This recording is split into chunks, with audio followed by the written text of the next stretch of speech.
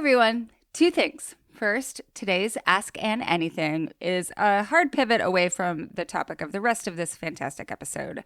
It is a long and rambling conversation with Melody about Taylor Swift and Travis Kelce's wedding. If that's your thing, become a paid subscriber so you don't miss it.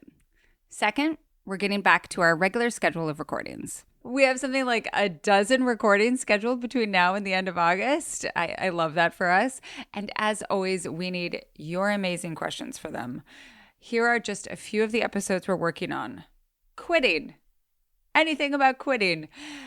AI and creativity, aka how does it interact with our creativity? How does it interfere with our creativity? Take that in any direction. Convenience culture and our addiction to it, and how we use social media these days. So you can submit your questions at tinyurl.com/culturestudypod. That's also where you can send us ideas for future episodes and anything you want me to address in Ask Ann Anything. I know I say this all the time, but your questions are what make the show so fun and the conversations so good. Our co-hosts are always complimenting you. So thank you. Let's get on to the show.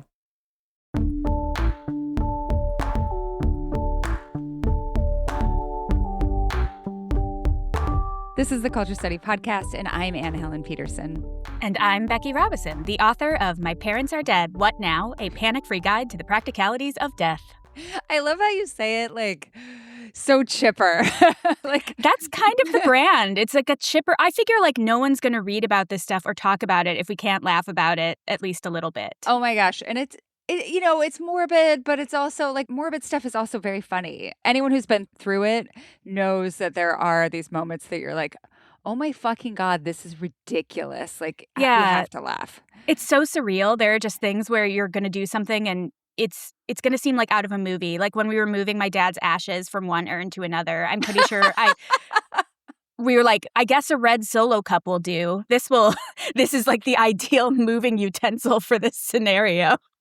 Oh my gosh, I wish the listeners could see how hard I'm laughing right now, because that's exactly the sort of thing that we're talking about.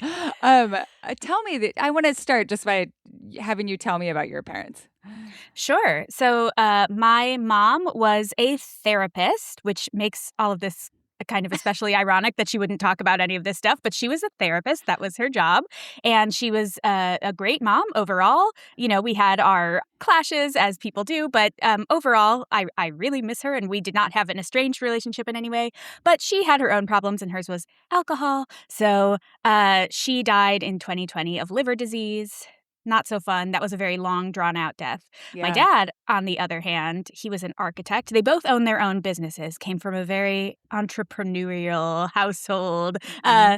And he was an architect. He was like a grumpy Republican man. He loved like hunting and fishing, but like also ABBA, very strange. Yeah. And considering that, you know, I'm deeply not Republican, we got along pretty well overall. But he, shortly after I moved to Louisville, so this was a treat, I had just moved out of state, and he was then diagnosed with pancreatic cancer. So I ended up driving back and forth between Louisville and Wisconsin every 2 weeks to help my sister take care of him. And he died 9 months later in early 2023.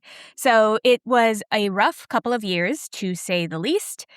And I ended up kind of in charge of the executorship, all of the post-death logistical stuff. And I realized I had no idea what I was doing. I knew that was probably going to happen to me, but I suddenly realized that I knew that he had a will. I didn't know where it was. And then when I found it, what I was supposed to do with it, where do I bring it? Do I need other stuff? I have no idea. So I asked my friends' parents, I asked my aunts and uncles. They tried to help. It's not like they were mean and, shut me out. They were trying to help me, but they just either couldn't remember or didn't know. The internet had very scattered information. So I got angry, and I had a just a really exciting grief project where I created a website called deadparentswhatnow.com. I love that Grief Project is absolutely the correct name for it, right? Like you have all this emotion, and depending on your personality type, it has to go somewhere. And sometimes it's like something like this, right? Yeah, and sometimes it's like you create a heavily detailed website. It was supposed to be a side project. It was supposed to be just a living document, like, oh, I figured out this one thing. I'll put it up here so other people can know what to do. Yeah. And then it just kind of took off, and I started getting a bunch of emails from people, and now it's kind of the thing I do. Yeah. I'm so interested in systems, and especially in the United States where systems are very opaque. Like part of my interest in, I guess, like this larger field of like post-death care and everything came from doing a lot of work on elder care and like the labyrinthian ways that we have to seek it and fund it and all of those things in the United States, and talking with people of different ages who were flung into figuring out elder care for their parents, like, and how it's different, especially if you are not at an age where you have your peers dealing with it as well. So one of these interviews that always sticks with me is like a woman who was 27 and had to figure out dementia care for her mom. And like, just none of her friends were remotely in that same space of life. And she had no place to look for it. Like, there were like AARP things, but they didn't seem to be speaking to her own experience or her like financial situation or like how to balance it. It was all about like when you have kids and also are dealing with a parent in like end of life care. And she's like, not me. And yeah, super not me. and I think that like millennials and Gen X are really confronting this situation head on and seeing the dearth of information, or at least accessible or cogent information, and saying like it doesn't have to be this way. And I like your book and your site and just like all of this information, us doing this podcast seems to be a real response to this idea of like, it doesn't have to be as opaque as it is. Like we could decrease the amount of suffering and confusion. Yeah, I think it's opaque. It's also annoying that the pre-death stuff and the post-death stuff are really connected, but nobody treats it like they are connected. Like, really, there should be a smooth transition. Like, death care is almost like continuing a part of healthcare. Yes. And like the legal stuff that comes before a death when you're preparing for death should just transition smoothly into the legal stuff that comes after death. And it just doesn't. They just treat them like these are two entirely separate systems. And that makes things even more complicated. Yeah. And I also think it's not only that the stuff is opaque, but I think it doesn't really speak to the way Gen X or millennials interpret things. Something that really irritated me was when I was looking at stuff online, it was all very gentle and like kind of in like a cursive font almost. Yes, and like at a like kind of a Pinterest font. It's like it's okay to not be okay. And that's true. Like that is absolutely true. Yeah. And I think we do need different kinds of grief support and different kinds of support in all areas for caregivers because you're going to have people with a lot of different personalities. I know that I do a lot of gallows humor. That's not everyone's cup of tea. But I just was frustrated that I wasn't finding a lot of stuff that spoke to me. Humor is how I get through things. And that didn't exist, or it existed a lot less, at least. So I decided to do something about it. You know, in the book, you write that, this is an intro quote, "When my parents died, I was prepared for my grief, but I was completely unprepared for the legal and financial ramifications." I think a lot of people kind of know this train is like headed their way when their parents die, but like don't have any idea what it actually is like. Like, what is probate, right? Right. What does that mean? So what are some examples of everything you had to deal with after your parents died? Oh man, where do we begin? So my parents had a living trust, which is so they had a yes, so that's a little different than a will. And trust makes it sound like really expensive, like trust fund babies. Anyone can have a trust as long as they can pay the lawyer's fees to get it put together, right? Yep. And you can put however much you have in it. It's like having an invisible box where you put all your stuff into the box and now the box owns all of your stuff and you're just the trustee of your own stuff. Yep. But a box can't die. So when you die, it doesn't matter. The successor trustee takes over. The box is still the owner of everything. And a living box doesn't have to go through probate court. Yep. So you can skip it. So they had a living trust, but I did not know what that meant. So I went to see my dad's lawyer, and I didn't really know what to ask, and he didn't really know how to appropriately answer in regular human jargon. So, I was just so confused as to what he was saying. And I asked, like, how do I know what all is in the trust? And he said, well, they should have had a list. And I'm like, great. Well, they didn't. So it turns out you look in the mail, the stuff that gets like mailed to you or mailed to anything that's in the trust, mail for it will be addressed to the trust, not to the person. But I had to like figure that out. You still have to bring the will that goes with the trust to the court to file it there. I had to figure that out. My parents lived in this was easier because they had the trust, but they had a condo in Wisconsin and a condo in Florida. So my sister and I had to figure out how we were going to deal with that. We basically my sister decided she wanted to move into the condo in Wisconsin. Mm-hmm. So she bought out my share, and then I dealt with cleaning out and selling the one in Florida, which that was just an adventure in real estate because millennials so good at real estate. I actually do own a house, but that was like a weird pandemic fluke, and I was like, I just have the money and I'm in this weird situation and I may never be able to do this again, so I'll buy the house. But I had no experience selling a house or selling it to other people or selling a condo in Florida. Right, selling a condo in Florida, getting rid of all the stuff. There's just like that in and of itself takes a long time, is getting rid of all the stuff, getting into bank accounts, looking up all their passwords. My dad had written down his passwords, which was very useful. Not all of them worked. And so just kind of figuring that stuff out. And then, of course, there was the stuff that they should have put in the trust but forgot to put in the trust because they were human. So trusts have a pour-over will for that purpose, but you still have to go to the court and say, look, all of this stuff was supposed to be in the trust. So I had to hire a lawyer to do probate court in Florida to get that stuff into the trust so that I could get rid of it. And then there's the car. Do you want to hear about the car? It's an exciting... Let's wait on the car because I feel like it's going to be an answer to one of our questions. It's going to allow you to talk about the car.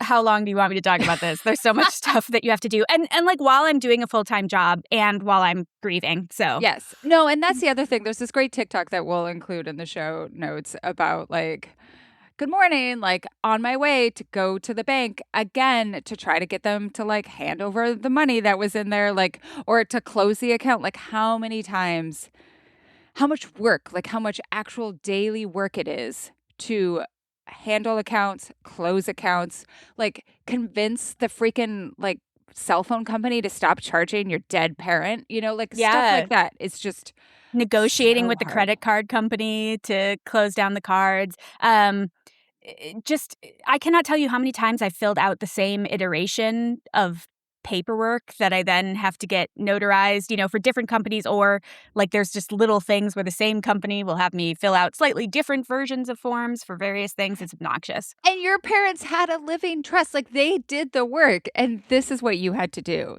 Like, yes, it makes it easier, but it's still hard. Yes. So for this episode, we wanted it to be really practical, like to have it be a resource for people who are freaking out or about to start freaking out or think that they should start freaking out about their parents' deaths. So we're talking specifically about parents with a lot of these questions, but this can apply to anyone who like you are legally or financially responsible for. So like this could apply to a sibling who has appointed you, like that you would be the next person that would be in charge of them, or a great aunt. Like I know a lot of people who have relatives who didn't have kids and the relative appointed them like the person in their will. So right. Lots of expansiveness here. This also, we're probably going to get to this, but talking about what happens, like if your partner dies and you aren't married, like there are lots of complicated things that happens there too. Or like if you're a stepkid and they didn't legally adopt you. Yes. That's a problem. So we've got questions about to-do lists, about estrangement, about who needs a will, so much more. And we're going to get started with this question from Robin, who just wants help talking about death in general. We got so many versions of this question, so it's a huge one. It's hard enough having conversations about wills and burial plots and DNRs. How do you suggest that people talk to their aging parents about the minutiae of all this death paperwork when they barely want to talk about that eventuality at all? When my dad died, he left me a list of all of his accounts and passwords, and from that experience, I made my mom give me her password manager password. Without those, I have no idea where I'd have even started with trying to figure out where all my dad's accounts were, let alone having to wait for all the death paperwork that those institutions then require in order to give you access. Few people want to burden their adult children with all of this admin when they die, but they also usually don't want to talk about it. How have you seen people broach this conversation well? What approaches help break through the emotion of thinking about dying to have a very practical conversation? Yeah. What do you this think, is Kier? This is a tough one. I feel like it's the conversation no one wants to have. I didn't really have a concrete conversation about it with my parents before they died. I knew that they wanted to be cremated, but that's kind of it. So in this scenario, I would say it's a good idea to approach it through aspects of their personality or interests, perhaps. Like Yep. if a beloved golfer dies that they really loved, you could sort of broach the topic that way, or at least start talking about death in that way. Yeah. It could at least provide an opening to have that discussion. You can make it, I think this can be helpful because I think one barrier to this conversation is that parents don't like the role reversal aspect of it. They don't want to think about you taking care of them because they're supposed to be the parents. So if you frame it like, I need my mom and dad, like I need my parents, it's like, I've got this problem, make it a question of parenting. This is still an aspect of parenting. You have to help me with this. You have to help me get set up. And so if you frame it that way, like, no, I'm just your sweet, innocent baby child, and I need my mommy and daddy to help me through all this horrible time. Or appeal to like emotion. Be like, when you die, it's going to be so sad. I'm going to be so wrecked. Mm-hmm. Like, it could be so helpful if we could just figure out some of these practical things now. Yeah. Maybe that would work, right? Yeah, I think so. And then something to note, too, is that the conversation doesn't have to happen all at the same time. You can have this, it doesn't have to be like one big sit-down conversation. You can have pieces of this conversation when you're watching The Pit or when your aunt dies and that leads you to talking about it. This can especially, I've heard this as a helpful tip in terms of dementia, too. Like, use those lucid moments. It doesn't have to be a conversation that happens all at the same time. And then I would say you can also, there are lots of products like binders and all of this stuff that you can fill out with that information. So if a conversation is simply just not broachable, perhaps you can be like, I have gifted you this binder. Please fill it out. There's an amazing nonprofit called the Conversation Project. Their whole goal is to help people have these conversations, and they have conversation guides in various languages that you can just print out, like these workbooks. So if it's really not going, you can just say, I need you to fill this out, and then I need you to give it back to me, and then the awkwardness of the conversation doesn't have to happen. Ideally, you do have that conversation. I think it's better to actually talk about it, but because, you might bring up things that they aren't even considering. But if it's just simply they're like the most tight-lipped people on earth and it's simply not going to happen, perhaps that is a strategy you could go for. The other thing I'm thinking of is you can either get an example from somewhere else in your life, like a friend, or make up an example. I'm just some like small like white lies of incredible difficulty that someone has had to go through because their parents wouldn't talk to them about stuff. Right. Yeah. So like they were in the courts for years and like there's a horror story that I know of a friend who like they were going to like have a giant parcel of land that they were going to inherit that would have like changed their lives. And because they never got to like figuring out the last details of the will, it went to like an organization that this person had selected on a whim. And like, like that, that sort of thing, like, or especially if you have a complicated family in any way. And I'm talking about like step parents, estranged parents, people who are still related to you that you don't talk to anymore, like toxicity. If stuff isn't laid out very clearly, you will have to deal with those people a lot. Yeah. Right? Update your beneficiaries. When you get those annoying emails from HR that are like, it's time to update your beneficiaries on your insurance policy. Do that, because I've heard a lot of horror stories of people leaving all their life insurance money to their ex because they never changed it. Yep. So just having entryways to those discussions, I think maybe bringing up some horror stories could be good. Yeah. The Culture Study podcast is sponsored by ZocDoc. Melody, do you have anyone in your life who has a little bit of anxiety about going to the doctor? Oh, yeah, me. Yeah.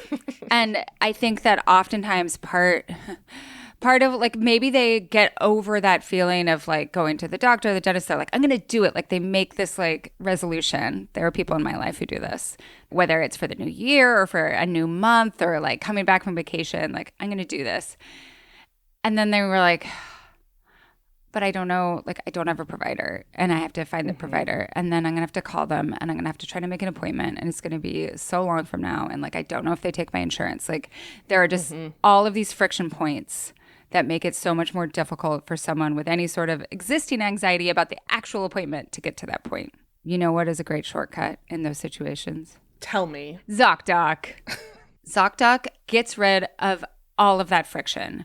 It lets you search and compare local in-network doctors. They have more than 150,000 providers within 200 plus specialties across all 50 states. They also have dentists. Amazing. ZocDoc's website has tons of reviews from real patients and detailed doctor profiles to help you choose the right doctor. You can also see actual appointment openings and click to instantly book a visit. Appointments also happen fast, usually within 24 to 72 hours, and ZocDoc is absolutely free to use. Your health matters, and taking care of yourself shouldn't be complicated. Find and book the right doctor with ZocDoc. Head to ZocDoc.com/culture to get started and check that appointment off your to-do list. That's ZocDoc.com/culture. This episode is sponsored by Article. So I just bought something new from Article. Actually, it's a repeat purchase. That's how much I love it. It is the absolutely adorable 14-inch Fila table lamp in this beautiful sage green. It is the absolute perfect size when you have a tiny little space for a bedside table or bedside reading in any sort of capacity. And like anything heavy, bulky, large, tall is either going to tip over or just be too much for the space. The Fila lamp is a great example of what we love about Article. It is super fashionable, but not like too avant-garde. The price point, totally right. It's $89 in the US. And it's long-lasting. Like it's just high quality. Like everything else that I have of Article, some things in my house I've had for 6 to 7 years. Other things I've purchased in the last year. All of it lasts. They have secure joints, they have smooth edges, sturdy hardware. This is stuff that like really can survive. Also fast, affordable shipping and assembly across the US and Canada. This is key. And you can also, if you really want it, you can have professional assembly if you want a totally hands-off experience. And if you have a question or need help with your design choices, they have a customer care team that is available 7 days a week, offering knowledgeable support and even free interior design services. And with Article's 30-day satisfaction guarantee, you can shop with confidence, knowing that if you're not completely in love with your new furniture, you can easily return it. And guess what? What, Melody? We got a promo code. Yeah. So Article is offering our listeners $50 off their first purchase of $100 or more. I just absolutely do this. The lamp is only $79, so Get a little throw pillow. or get 2 lamps. Yeah. Or Have them yeah. paired That's on the each answer. side. To claim, you just need to go to article.com/culture and the discount will be automatically applied at checkout. That's article.com/culture for $50 off your first purchase of $100 or more.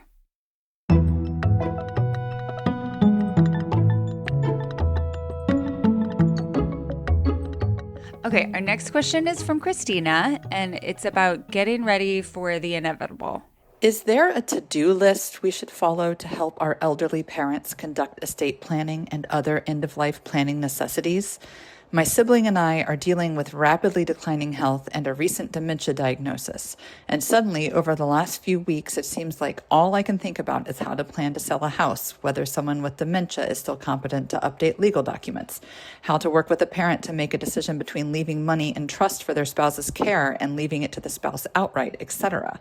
I feel like we're at the beginning of the end of the road. The panic is setting in, and I don't know what steps to take to make the road easier for everyone. Oh, Christina, like this is just everything all at once. Because also, like, you're just mourning the future loss of your parents too, right? Yeah. So what do you advise in a situation like this to try to make it feel a little bit more under control?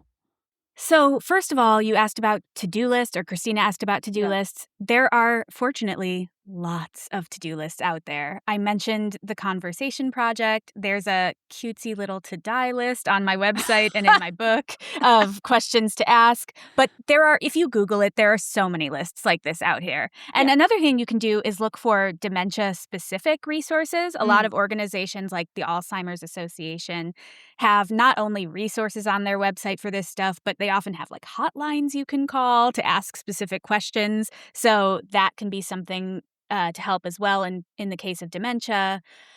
Again, use those lucid moments to your advantage if you can to ask questions. It doesn't have to happen all at once, and you can talk about it piecemeal in those lucid moments, I would say.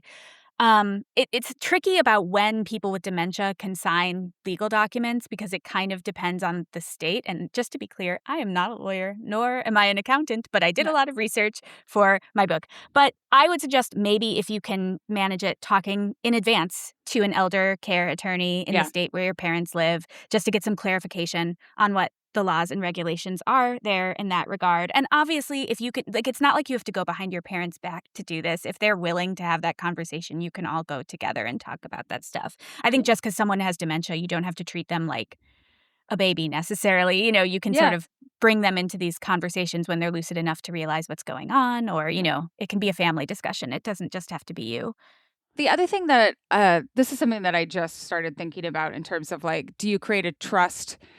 The way that Christine is framing this situation is that there's a step parent who is not not Christina's parent that will still survive, right? Will be the surviving spouse. And so what do you do? Like, do they get all of the money or do they get a trust for that? And I found like talking to a lawyer about the difference between that and how the taxes work differently on that and all of that sort of thing. Like that was very elucidating. So make some time with a lawyer and like they will talk you through all of it. And a good lawyer will really be patient with you too. A good lawyer will not be like my dad's lawyer. Seriously, the lawyer I got in Florida when I was doing the probate court there was so much more helpful. So it's not like all lawyers are incapable of speaking to humans. Oh, and the lawyers I interviewed for my book were wonderful. So just hiring a lawyer is like anything else. Talk to a few. If you don't get a good vibe from one, go with another. But it can be really helpful to chat with someone who knows the laws in the area where your parent is. Because like you said, with step parents and stuff too, that can be really tricky in terms of inheritance and all of that. And you don't have to use the same lawyer as the person who drafted your parents' will. Correct. That is a key thing, I think. Yeah, you can use any lawyer. You do not have to use that lawyer. Yeah. Okay, so let's talk about first steps after someone dies. This question comes from Megan. A few months ago, my dad died unexpectedly. He didn't have a will, and he and my mom were divorced, so our family is still navigating a ton of forms, phone calls, and long waiting periods to get his affairs in order. Dad was a pretty working-class guy who drove a car that was worth about as much as its 4 winter tires, and he had minimal savings. So my sense is that he never drafted a will because he just never thought of himself as someone who needed one. Can you talk about how we, at least in the U.S., imagine the relationship between class, embodied class identity, and end-of-life planning? Who do we tend to think a will is for, and what can we do to communicate to people that even something as seemingly simple as getting your parents' last paycheck from work is an absolute headache in the absence of a will?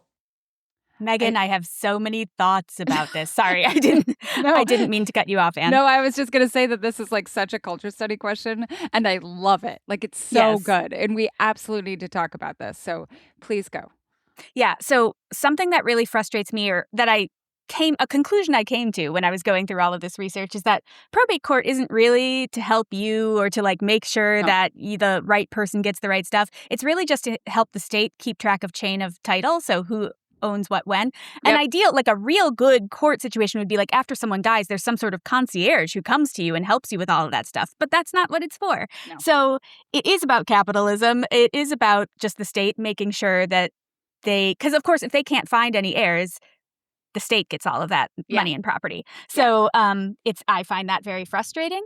I will also say that your dad in this case is absolutely not alone in not having made a will. The majority of people in the United States do not have a will. I was looking up statistics when I got this question, and in 2024, according to a caring.com study, only 32% of U.S. adults reported having a will. So it is, and I think you're right. I think some people, if they don't have a lot of stuff, think that they don't need a will. It's simply not something that they need to do. And they, in fact, do need to do it because it's not going to spare anyone probate court. If you don't have a will, you still have to go through the probate process. It's just intestacy, which means the state gets to decide who gets what rather than you deciding who gets what. So it's still helpful to have a will. I also think a lot of people think it's very expensive to make a will, and it can be, but it doesn't have to be. There are a lot of websites, especially if you don't have a complicated estate, if you do just like, I own a car, the end, whatever. There are a lot of websites for a very low fee, or in the case of some of them for free, you can make a will, like a boilerplate will. You just fill out the information, and then all you have to do afterwards is print it out and then get it witnessed and notarized. And you can find a notary at the bank, at the UPS store. There's lots of places where you can find a notary. So it's something that you can do pretty easily, and you should do, because like I said, it's going to be much harder on your family if they have to go through the intestacy process. Someone is still going to be doing all the work that the executor would. They'll just be called a personal administrator, and they'll have to jump through extra hoops to be able to do everything. So it's better if you can make a will. I really agree with Megan that there's something about capital W wills that makes me think of Scrooge McDuck or something. It's like a rich person thing almost, right? Because inheritance is so bourgeois in this way. And we think of them as this means for inheritance, but it's not just for the inheritance. It's just trying to tie up loose ends. So it's who has permission to tie up loose ends? Who has permission to get my last paycheck from work? Who has permission to pay off my remaining bills or not? Oh, and something that's I like to remind people, because people freak out about this all the time, but you don't inherit your parents' debts. So if your parents didn't have a lot of money, you do not have to personally pay off the debts with your money. Their estate, so that's whatever money and property is left over in their estate, that pays off those bills. And if there's not enough money in the estate, those creditors are just out of luck. You do not have to do it with your own money. It's not going to affect your credit, nothing like that. Of course, there may be some incidentals, during the process where you end up having to pay something. But in terms of your parents' debts, unless you co-signed on a loan with them or something, you are not on the hook for that. I will just also note here that I think a lot of people who do not live in traditional structures in the United States, who are not married, who do not have children, people like me, we are actually the most at risk when and if something happens to us. I have been in long conversations with a lawyer about getting me and Charlie's wills put together. And because we are not married, it is so much more complicated. We have to make mirrored wills. Mm-hmm. And it costs double the cost to do, we can't do a joint, even though we are, in Washington, there is no common law marriage in the way that there are in some other states. It doesn't, we have to have two different wills. And the other thing is that when, if a child dies and their parents are divorced, and if their parents, really don't get along, they still have to deal with all the shit, together. And that would be a really horrible thing for your parents to have to do together. So I'll just note that for any other people our age, because I think we are often, us, our age and younger, are the people who feel like they don't need wills either. Right. And you absolutely do, because you never know when you'll be horribly killed in the vicious ice cream accident of 2028 or whatever. Yeah. You don't know what's going to happen. And so it's good to have that stuff taken care of. It can also create some peace of mind. I've got this taken care of. I don't need to worry about it. Yeah. And you can ask your friends to be your executor. It doesn't, and you can leave stuff to your friends. It doesn't have to be I don't have a partner either. So my best friend is the executor of my will. Yep. I said, Lita, will you be the executor of my will? It was all very friendly and romantic. My best friend is sweet. Also the executor, because she, I was who is the best person at paperwork in my friend group? That is my best friend. So yeah.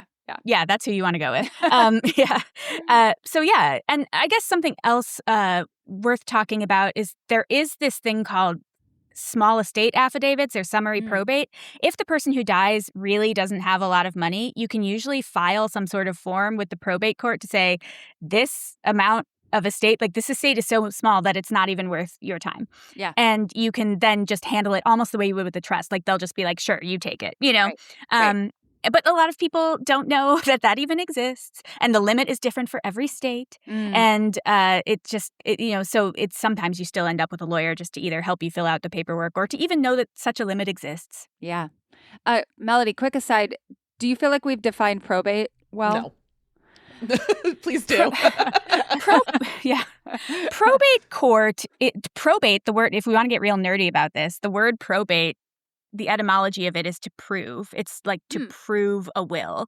So the idea behind probate court is that it is proving the validity of somebody's will and that what is mandated in the will is being distributed correctly, so that what the person wrote in their will is being executed correctly. So if there's an executor of the will, that's just the person who closes all the accounts and et cetera, is named in the will to do that.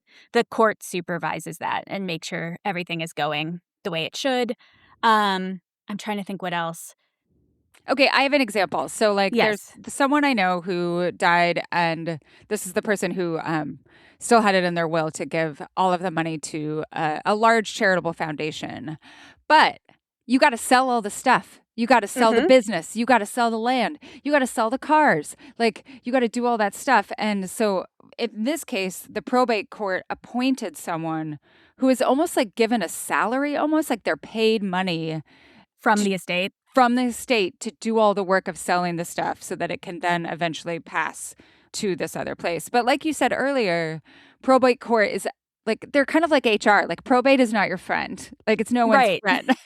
Exactly. They are obsessed with just figuring out, okay, here's the title to this place and here's the title to this place and who is getting the title now. And if no one takes the title, then it's ours. Waiting for someone to fuck up so that they can take the title. It's not that devious, but you understand. Right. Yeah, it's not like they're twirling their mustaches and cackling evil laughs or something. It's just that it's their job. It's like they have an administrative government role to figure out chain of title, and that's really it. They don't particularly care how sad you are. They deal with sad people all day. Yeah. Yeah. Oh, and the other thing I should say is that just because you don't have a will doesn't mean you get to skip probate court. If there is no will, that just means the person has died intestate, which just means without a will, they have no testament. And so they have to, you still have to go through court, but you have to petition to be the personal administrator.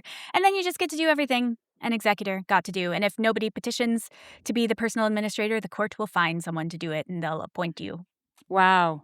So wait, clarifying question. So Yes. nobody is exempt from probate court. There's no way to get around this bureaucracy.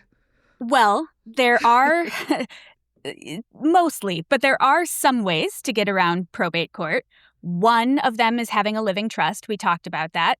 Technically, these are all called non-probate transfers is the fancy legal term for it. But yeah, so a very popular one is having a living trust. Or some other kind of trust, but revocable living trusts are the most common when you're just trying to skip probate court.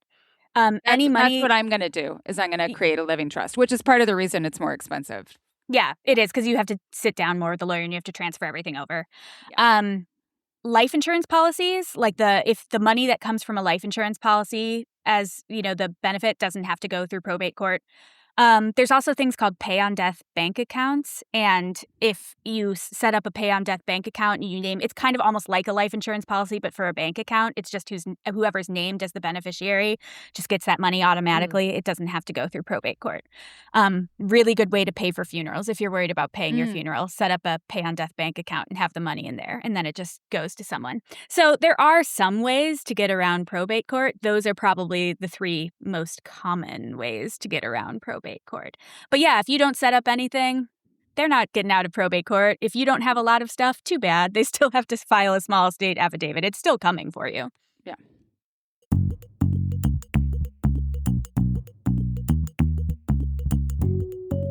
The Culture Study Podcast is sponsored by Blissy. Melody, you spent a lot of days at the pool in the summer. When was your last pool day? 2 days ago. What does it do to your hair? I don't really dunk my head. What? You're a no dunker? Yeah. When I go to the pool, I turn into a 6-year-old. Like I'm doing headstand contests. I'm doing the Martha Washington with my hair over and over again. I love going underwater at the pool, and it absolutely wreaks havoc on my hair. Plus, just like having hats on it when I'm going out gardening, like it just like this is just a tough season for my hair. So the one thing that I could do, like the one way that I can actually be nice to my hair during this time, is to have a wonderful, cooling silk pillowcase that actually decreases my frizz and my breakage when everything else in my life is conspiring to make my hair look like crap. I love my Blissy pillowcase. It also gives you healthier skin because silk doesn't keep all of those gross bacteria that cotton does, and reduces fine line, wrinkles, and sleep creases, and helps with breakouts. The Blissy pillowcase is also available in so many different colors, over 100 different colors. So you can match whatever your, I heard this phrase the other day, whatever your bedding story is. And it's easy care, fully machine washable. It's amazing. Because you're a listener, Blissy is offering 60 nights risk-free plus an additional 30% off when you shop at blissy.com/culturepod. That's BLISSY.com/culturepod and use code culturepod to get an additional 30% off. Your summer hair and weary skin will thank you. Today's episode is sponsored by ZBiotics. My friends here on the island and I just made a joint purchase of a slushie machine. I won't say the brand, but it's a highly recommended one. We read a lot of reviews. Some of the slushies that we're making are for children, but then we have done a lot of research into how to make the perfect pina colada. Oh my gosh. Can I come over? Yes, 100%. And here's the thing about a pina colada, though. It tastes so freaking good that it can be very dangerous, right? Like you have more than one because you're like, oh, this just tastes like the best dessert I've ever had. So before you have your perfect slushy pina colada made with your collectively owned slushy machine, you can take some steps to make sure you don't feel like crap the next day. Specifically, you can take ZBiotics pre-alcoholic probiotic drink. It's the world's first genetically engineered probiotic. Here's how it works. When you drink, alcohol gets converted into a toxic byproduct in the gut, and it's the buildup of this byproduct, not dehydration, that's to blame for rough nights after drinking frosé or your pina colada or whatever you make in your collectively owned slushy machine. Pre-alcohol produces an enzyme to break this byproduct down. You just have to remember, I just have to remember to make pre-alcohol my first drink of the night, or your first drink of the night. Drink responsibly. Don't drink the entire thing of pina coladas, and you'll feel your best tomorrow. July is packed with opportunities to use your collectively owned slushy machine. Even if you don't have one, maybe you're drinking other things like, I know there's so many good like seltzers these days, margaritas, so many things. Whatever you're drinking, keep those good times rolling into the next day by drinking pre-alcohol before you go out and wake up ready for whatever the next day brings. Remember to head to zbiotics.com/culturestudy and use the code culturestudy at checkout for 15% off.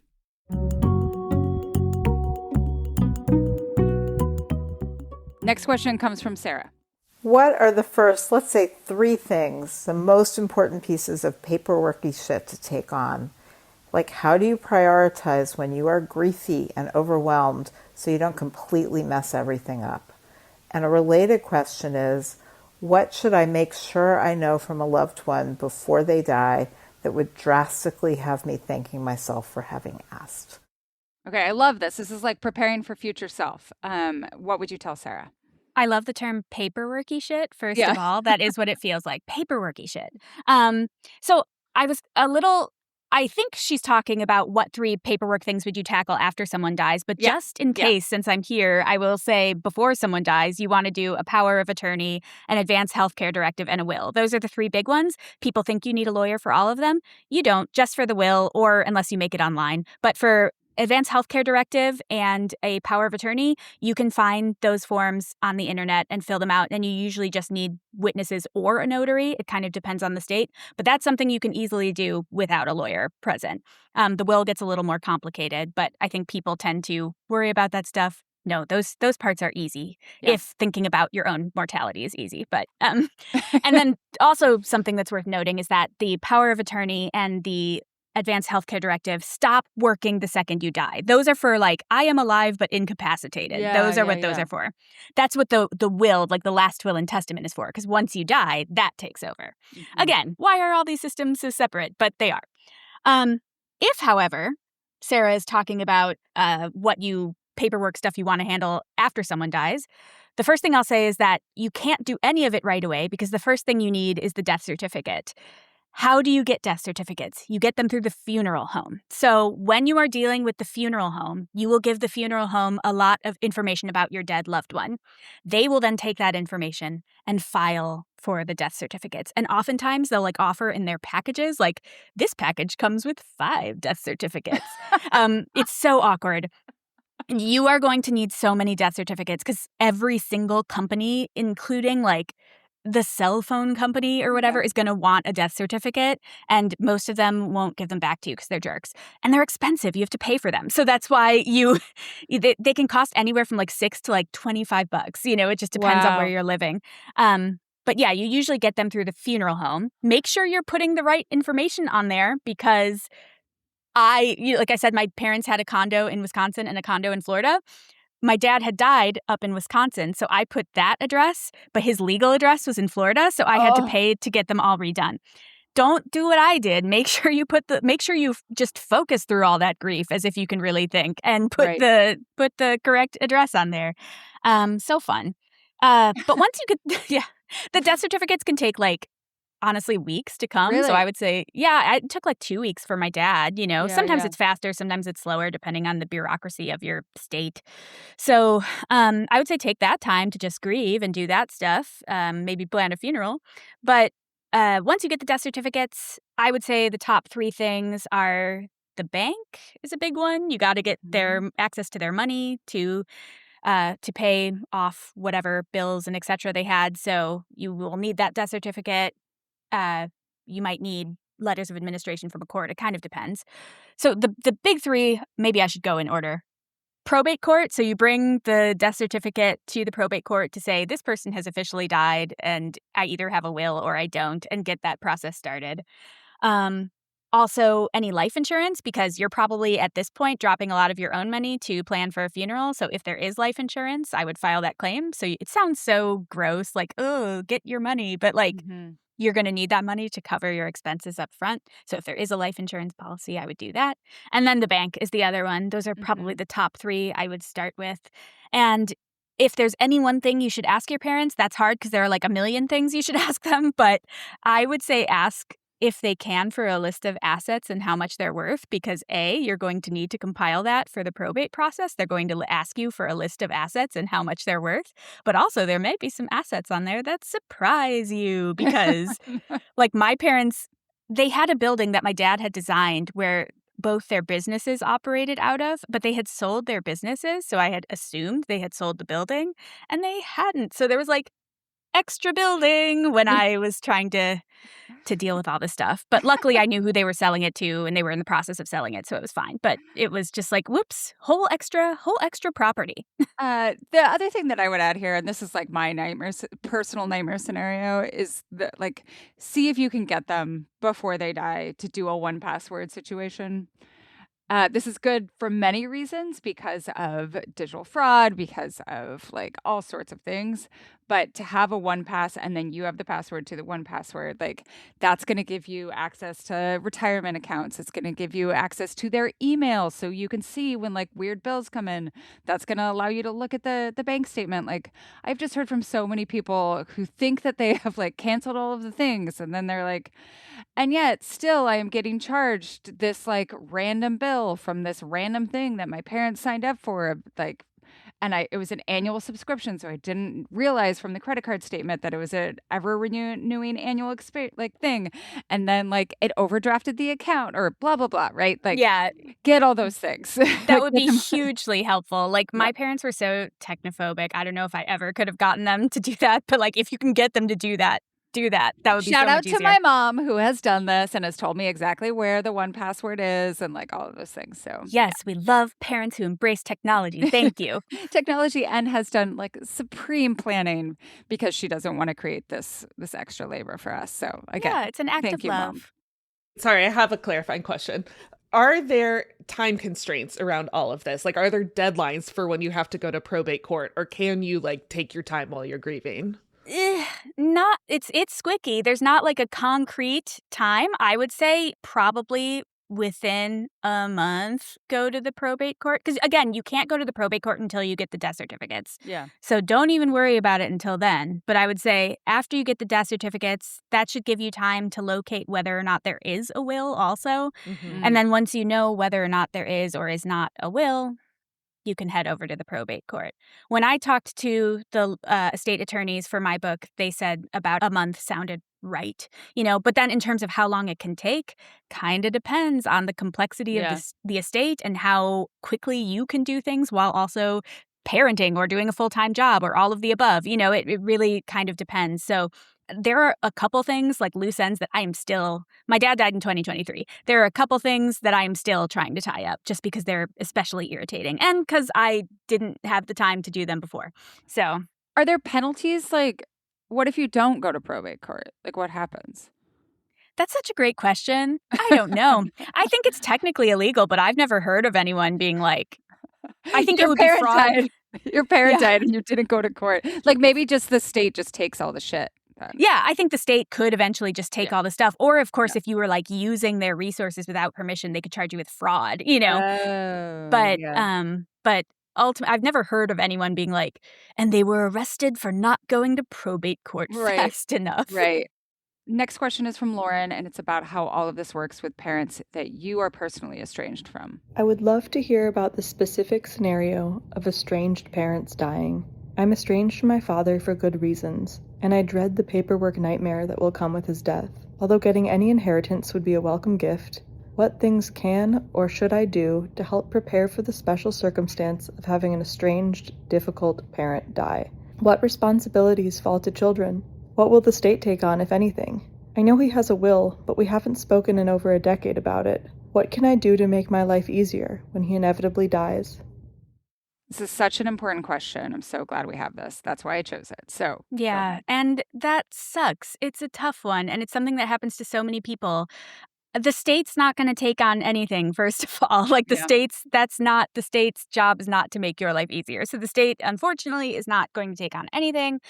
And this is tough not only because you're dealing with the emotional impact of estrangement and you're mourning the relationship you could have had, but it's also tough because you don't really know the specifics because you don't talk. You don't even know if that will is still in effect or if he's written you out entirely. Totally. Yeah, it's like does he even have one anymore? It's like, who knows? So you're like in this black box of like, what even is going to happen? Yep. I would say if you do talk to anyone who still talks to him, maybe see if they could broach the topic in any way or like get some info. See if they could do some reconnaissance for you. That could be helpful. If you do end up being the executor, if that will is still in effect and you're the executor of the estate, you can take on that work. Technically, you have the option if you, for whatever reason, really don't want to do it. Your estrangement is too painful. You don't want to take on that role. You can technically petition the court and say, like, I'm not fit to be an executor, but you have to prove why. Like, you would have to go to court and explain, and you might have to get a lawyer. You're going to have to do legal fees and stuff. So technically, you can step away from that role. The court, like, gives you an option, but you do have to still go through the court to get rid of that. But I think the best thing you could do is maybe familiarize yourself with the probate process in the state where your estranged parent lives. Yeah. Maybe even contact an estate attorney in that area and just get an overview of what the laws are, because then at least you'll know what steps you are in for, even if you can't talk to your parent directly about what's left for you to do or what property there will be, etc. You at least can get an idea of what the laws are. That's such a good idea, especially if this is something like one of those kind of like in the middle of the night, you think about like what a clusterfuck it's going to be when your estranged parent dies. Like if that will put your mind slightly at ease, that at least you know what the process is going to look like. And an hour with an estate attorney like in that state, it's not going to cost you that much money, and it's not that much for peace of mind. So I Yeah. would strongly suggest that. Okay. Next and final question is about strained relationships. And I just thought this was a good one for us to end on. This is from Sean. My parents are in their late 70s and are still living independently, but I know I will be the one dealing with the paperwork when they die. My siblings and I have a difficult relationship with our parents. They recently told me that they created a trust and that I will be the executor of that trust and refuse to give me any other information. I'm not sure what my question is here. I guess I'm just looking for reassurance and tips from Becky about how to manage this knowledge of my ignorance. I am spending my days carrying around a constant low level of anxiety, knowing that I will oversee something that I have no information about. For reference, I'm a 51-year-old female, the youngest of 3 children. I have a twin sister and an older sister who is 54, and my 2 siblings are barely on speaking terms with my parents these days. My siblings and I have always had a fraught relationship with our parents, as they have exceptionally strong personalities and have rarely respected our boundaries and autonomy as children. I think I'm only the executor of the trust by default because I'm the only child with whom they have consistently maintained communication in the last few years. What advice can you offer to the person who will one day oversee what is likely to be a fraught situation? All right. What do you think? Well, I would say I'm sorry that your relationship with your parents is so difficult, but at least they've made things slightly easier for you by Yeah. creating a trust. Yeah. So you're not going to have to go through probate court, assuming they put everything in the trust. But Yep. even if they didn't, you have that pour over will. Any attorney worth their salt is going to have a pour over will with that trust. So if there's something that they left out, you can take that pour over will and go to the court and say it's supposed to go in the trust, and Yeah. it'll take a bit, but they'll move that over for you. So that's great, because then what that means is you can start dealing with creditors, all of that stuff right from the get-go. You don't have to be supervised by the court to do any of that. So if they have a credit card bill, you can just immediately call the credit card company and be like, I want to cancel this card. You can just start going through that stuff right away. You can go to the bank right away. You can sell their house right away. Anything like that. You just have permission to do that automatically technically you're the successor trustee, not the executor, but that doesn't matter. You're effectively the executor. Yeah. And then trusts have different terms. Probably it's hard when you don't know exactly what they set up, but most likely it's going to be a revocable living trust, which is just a way to do the same thing as a will, but without probate court. Yeah. But theoretically, I mean, just like with the will, they could have left the terms of the trust could be like, you are required to distribute all of this property to our alma mater or to our church or whatever, Right. or to take care of our fancy bonsai tree. You know what I mean? Like, it's just, you don't know. And then as a trustee, you do have a fiduciary obligation to all of the beneficiaries of that trust. So that would probably be your siblings, I would guess, but who knows? But so just make sure you're communicating with your siblings about what the terms of the trust are. You show them the paperwork if they will ask to see the paperwork. Tell them exactly how much there is. Just keep them, like, it's really easy to, like, I'm the successor trustee of my parents' trust, and my sister, there's a reason I am. It's because my sister doesn't like to think about any of that stuff. And so I will often say to my sister, hey, do you want to know about this? And she's like, no, I don't want to talk about this ever. Just do the stuff. But the fact that you're being really transparent about it is really, I think, helpful to like the health of your relationship, and any siblings who are dealing with this same thing.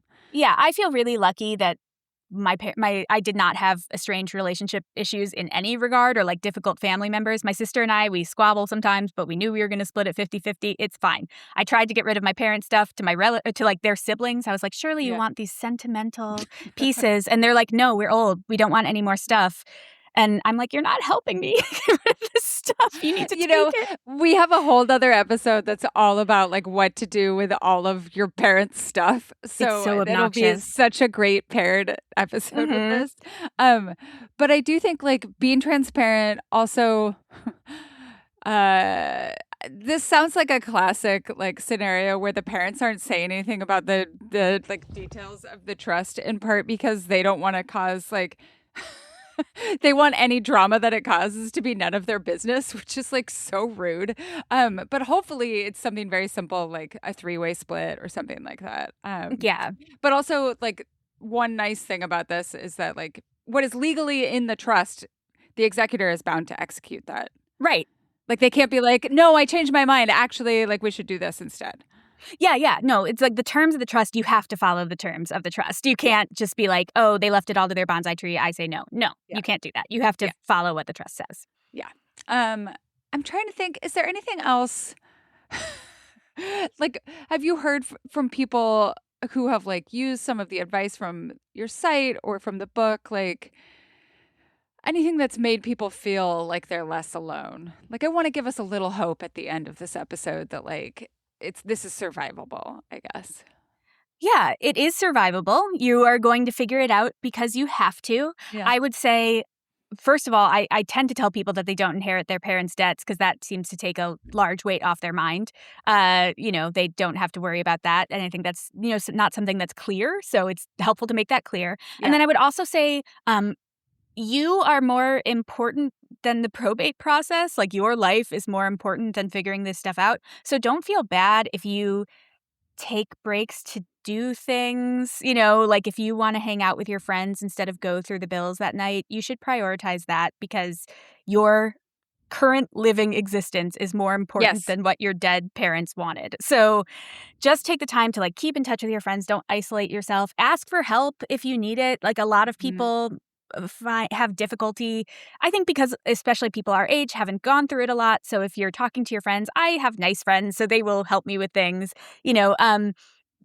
Hey, do you want to sit with me at the brewery while I go through this mail? Stuff like that. Just, you don't have to do it alone. You can do it with other people. You can talk to your friends about it.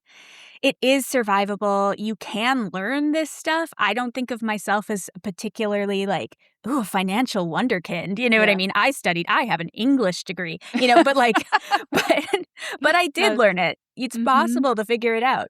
Yeah. And I think, like, do you feel like finding a lawyer is also an opaque process?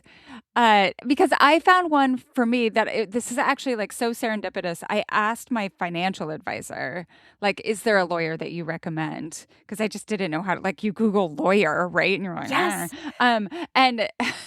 And she recommended the best, like, this person who, like, she's queer and she really understands, like, that there should be a way and a place for different sorts of, like, wills and planning and all this sort of thing. Like, we're just on the same wavelength, and you can find that person.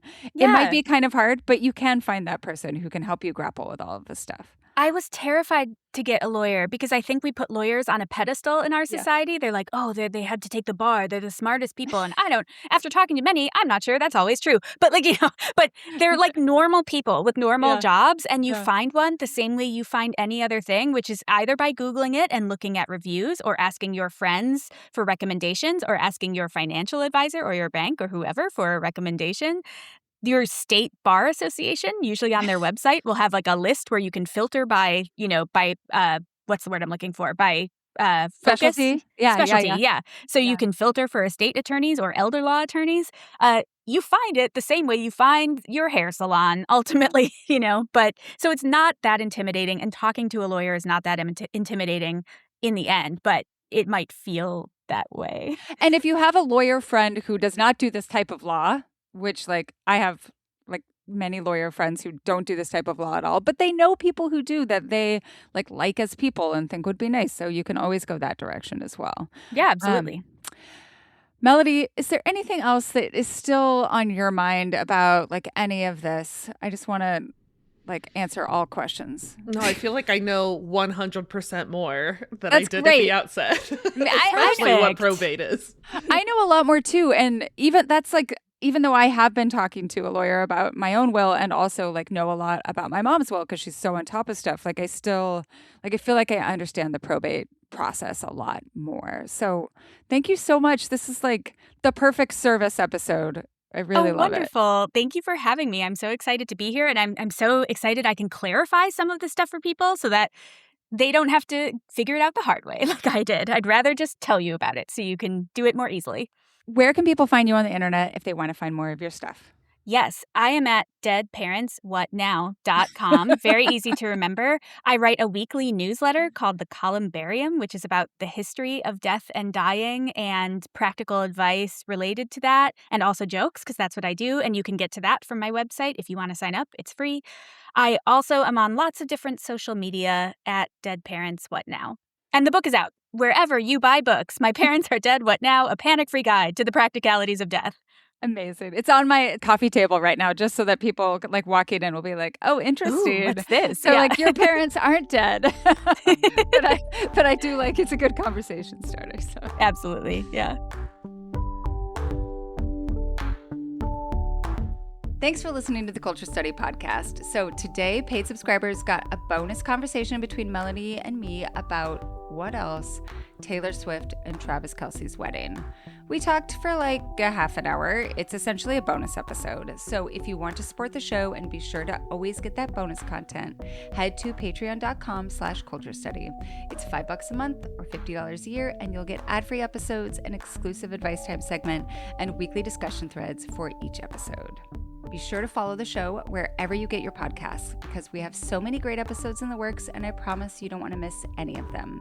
So if you want to suggest a topic, ask a question about the culture that surrounds you, or submit a question for our subscriber-only advice time segment, go to our Google form at tinyurl.com/culturestudypod, or check the show notes for a link. The Culture Study Podcast is produced by me, Anne Helen Peterson, and Melody Rowell. Our music is by Poddington Bear. You can find me on Instagram at Anne Helen Peterson, Melody at Melodious47, and the show at Culture Study Pod.